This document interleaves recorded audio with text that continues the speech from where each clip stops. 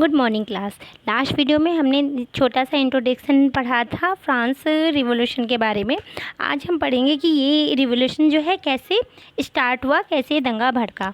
ठीक है, तो स्टार्ट करते हैं। लुई 16 जो थे उन्होंने उस समय 5 मई 1789 को एक असेंबली बुलाई। असेंबली इसलिए क्योंकि जब भी कुछ भी टैक्स इंक्रीज़ करना रहता था या कोई भी लॉ बनाना रहता था तो जो किंग उस समय था अकेले नहीं बना सकता था, उसको एक असेंबली बुलानी पड़ती थी जिसमें कि फर्स्ट स्टेट, सेकंड स्टेट और थर्ड स्टेट तीनों के मेंबर्स रिप्रेजेंटेटिव जो होते थे वो आते थे। तो लुईस 16 ने भी 5 मई 1789 को असेंबली बुलाई। इसमें फर्स्ट एंड सेकंड स्टेट के 300 रिप्रेजेंटेटिव जो हैं आए थे, लेकिन जो थर्ड स्टेट के थे उसके 600 मेंबर्स आए थे।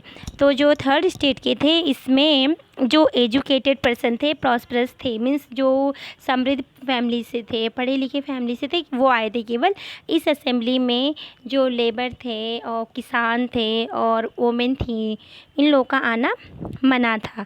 तो इसमें क्या हुआ, जब असेंबली स्टार्ट हुई तो जो फर्स्ट एंड सेकंड स्टेट के जो पर्सन थे वो आमने सामने बैठ गए और थर्ड स्टेट के पर्सन वो पीछे खड़े हुए। तो इसमें थर्ड स्टेट के जो रिप्रेजेंटेटिव थे उन्होंने कहा था कि इनको सारे हर एक को राइट्स होना चाहिए वोटिंग करने का।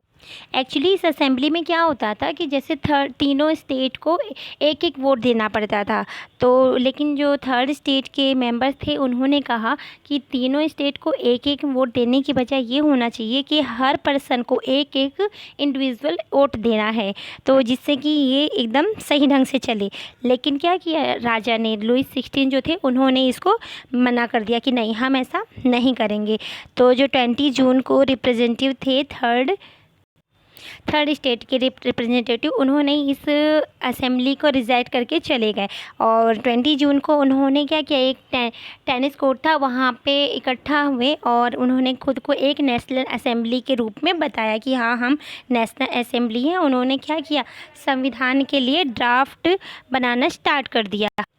इस ड्राफ्ट में, इस कॉन्स्टिट्यूशन में, जो कॉन्स्टिट्यूशन मतलब संविधान बना रहे थे, इसमें उन्होंने क्या किया था, जो मोनार्क थे यानी कि राजतंत्र था, उसके पावर को लिमिट में रखना था। ठीक है।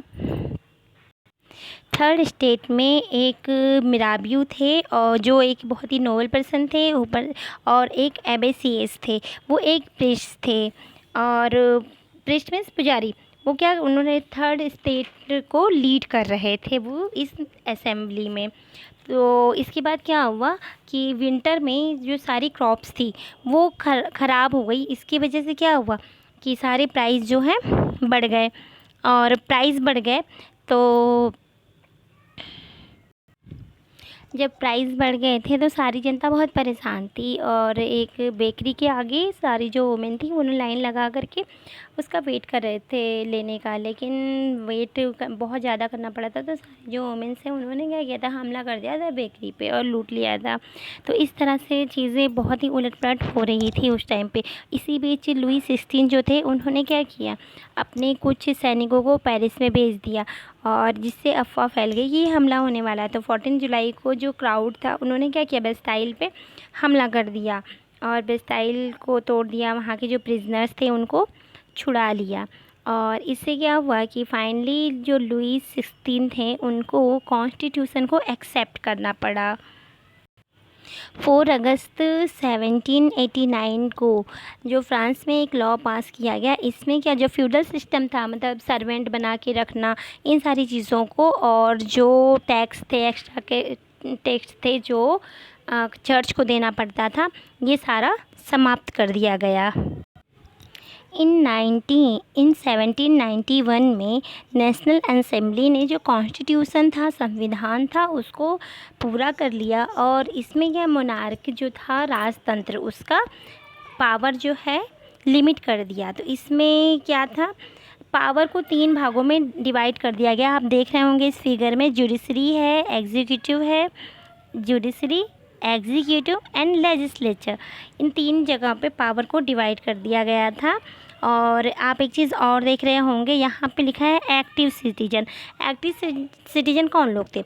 ये वो लोग थे जिनकी एज 25 ईयर्स से ज़्यादा थी और अपने 1 मंथ में वो जितनी भी कमाई करते थे उनमें से लगभग 3 दिन की कमाई को एज ए टैक्स सरकार को देते थे।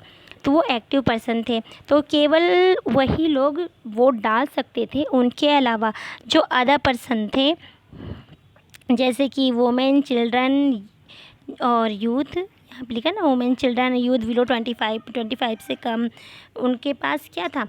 उनके पास वोट डालने का अधिकार नहीं था। तो जो एक्टिव पर्सन थे उन्होंने क्या किया? वोट दिया। जो इलेक्टर, जिनको इलेक्ट किया, उन्होंने क्या किया? लेजिस्लेटिव, इस फिगर में देख रहे होंगे आप कि एक्टिव सिटीजन जो हैं, एक्टिव सिटीजन, उन्होंने वोट दिया। उनसे जो इलेक्ट हुए, वो जो इलेक्टेड पर्सन थे वो फिर मेंबर बनाते थे जो नेशनल असेंबली में जाते थे। वो नेशनल असेंबली जो थी वो किंग के जो लिमिट थे उनको भी कंट्रोल करती थी और जो मिनिस्टर थे उनको भी कंट्रोल करती थी। प्लस यही एक्टिव सिटीजन जो जज थे उनको भी वोट देके चूज़ करती थी कि हाँ कौन कौन बनेगा।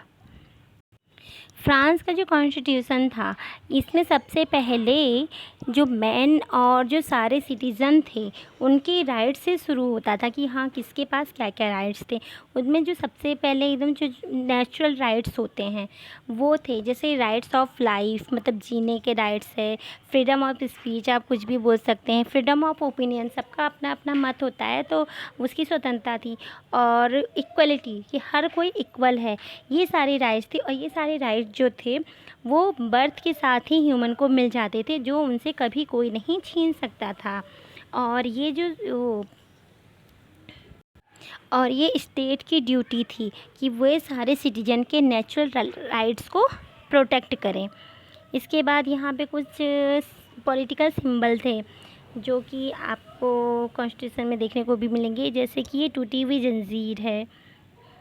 तो ये सिंबल था कि एक्ट बिकमिंग फ्री, मीन्स जंजीर मीन्स क्या होता है कि किसी को हमने बंद करके रखा है, लेकिन फ्रीडम का सिंबल था। इसके बाद आप ये देख रहे होंगे यहाँ पे जो है रॉड है, इसको बांध के रखा हुआ बंडल बनाया गया है। तो बंडल ऑफ रॉड्स क्या था?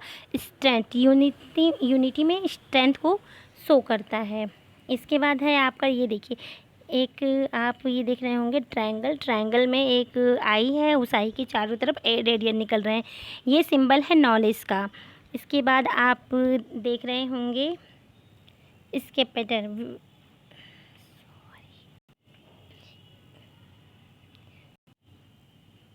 ये स्केप्टर जो कि रॉयल्टी का सिंबल था। इसके बाद यहाँ पे आप देख रहे होंगे एक स्नेक है जो अपनी ही टेल को अपने मुंह में डाला हुआ है और रिंग का शेप बनाया हुआ है। ये जो है सिंबल इटर्निटी का, ये है सिंबल है। ओके, और यहाँ पे एक चीज़ और देखा होगा आपने, ये रेड पैरिजियन कैप, ये जो है स्लेव का है। ये स्लेव जो है वो अब फ्री हो गया है, ये उसका सिंबल है। यहाँ पे आप देख रहे होंगे ब्लू रेड वाइट कलर दिख रहा है आपको, यहाँ पे ब्लू रेड वाइट इसमें दिख रहा है कि यहाँ पे इसके रेड भी है वाइट भी है। तो ये जो है फ्रांस का नेशनल कलर माना गया। यहाँ पे एक है विंग्ड वोमेन को इस तरह से ये लॉ को डिफ़ाइन किया गया है यहाँ पे। और ये आपका लॉ टैबलेट दिखाया गया है, मीन्स सबके लिए लॉ जो है सेम है। ओके।